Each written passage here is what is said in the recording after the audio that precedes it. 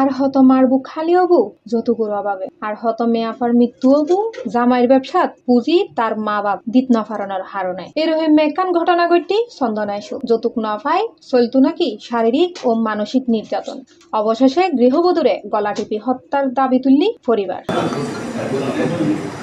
এই ঘটনাত জামাইরে গ্রেফতার করছে পুলিশ। গেইদাহালিয়ে মধ্যরাতিয়ে চন্দনাইশ উপজেলার বড়হল ইউনিয়নের ৬ নম্বর ওয়ার্ড কানাইমাদারি এলাকাত এই ঘটনাগান ঘটে।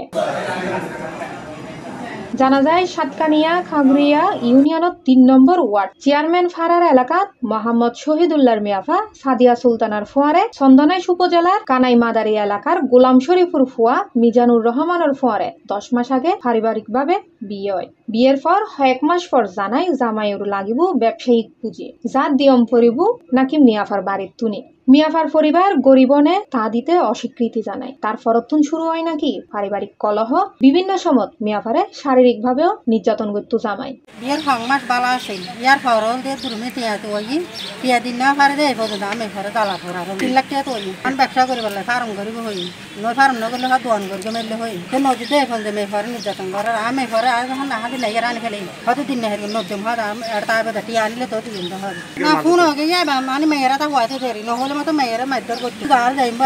এলে হলে হতে জানি না হারবি হতে তো মালে আরো হতে কে মারে ফেলে কে করে ফেলে তাই ওর জালিবার হই এখন আমি মেয়ে হয়তো নাই তার না ঠিক হয়ে যাবে হর সংসার মিলে হাতে দামিলে হাতে গিয়ে তাইলে করে মেয়ে ঘরে কেলে নির্যাতন করতে পারবে না লেগে করতে পারবে না তুমি কথা খালি আর মানে পরশু দিন আসছিলাম মাইয়ে নিয়ে নিয়ে গেলে মাইদার ঘর দেখে তুমি না দেয় তো কে কথা আবার যদি ফোন করি হাতে মাইয়ে হাতে মাইয়ে বেশি অবস্থা সিরিয়াস হয়ে অনারা আইগেন হয় তাই ওরা দেখে দি মরা আই মতরা দেখে দি বাথরুমের ভিতরে আর কিছুমান আর রাখি দেয় না তোরা মেয়ে অসুখ হয়ে এই মনে করি দিয়ে আর না তারা দেখে দি মা আর কেউ নেই আর ঘর ভিতরে দেখে বাথরুমের ভিতরে মেয়ে গলাশি মারি ফেলে দাঁড় দেখা যায় আরে মাথায় ব্যথা খাই মগে মাথার তথা। অবশেষে গেইদাহালিয়ে যতুকুটি আলোয় বিবাদস জেরে মিয়াভারে নাকি শারীরিক নির্যাতন করি মাইদুর করি গলা টিপি হত্যা করি বাথরুমত ফালাই রাখি যায় এনি অভিযোগ করছি নিহতর স্বজন হলে। গত রাতে লাইতুর 12টা বাজে ওর প্রতিবেশী একজন ফোন করি রে আর জানাই আরা লাতিয়া হইদি ওনারা উপজেলা হাসপাতাল টানন উপজেলা হাসপাতাল টানিরে চিকিৎসা দেন আর যদি জব দেয় আমরা সিটিং নিম তো সদ্যা ওনার মেয়া এখন এই অবস্থান নাই ওনার মেয়া মেডিকেল নিবার অবস্থান নাই ওনার মেয়া ওনারা আই লই যাও পরে মেয়ের লই যাই রে আর এই বাড়িতে এসে আই দি মরা হাসপাতাল নিজে বাথরুম উদ্যোগ গিয়ে আর টানার হাসি নিকটস্থ টানার নিজে মানে টানা তাইরে যখন আর জানাই আর টানার যেতে যেতে টানার তুল যেতে যেতে ও মেয়েরে মরা অবস্থাত হসর ফাটিরে মানে ফল সাজি বেলাই বিভিন্নভাবে কুমুরু মাছ সরাই তারপরে ওর পুরো বডি লুঙ্গু করি ওর মায়ের ঘর উদ্যোগ বই আছে এবং এই ৩-৪ বার করে গোসল করাই মানে নিজের আঘাত করে পরিষ্কার ডলি ডলি দুইরা সাবান দিয়ে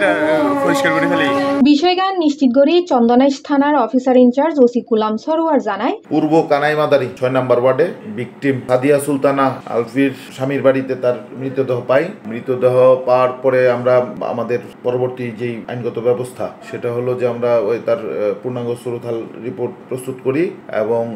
মর্গে পাঠানোর প্রস্তুতি অলরেডি চলছে। আর পরবর্তী ব্যবস্থা হলো যে তার ভিকটিমের গার্ডিয়ান যদি আসে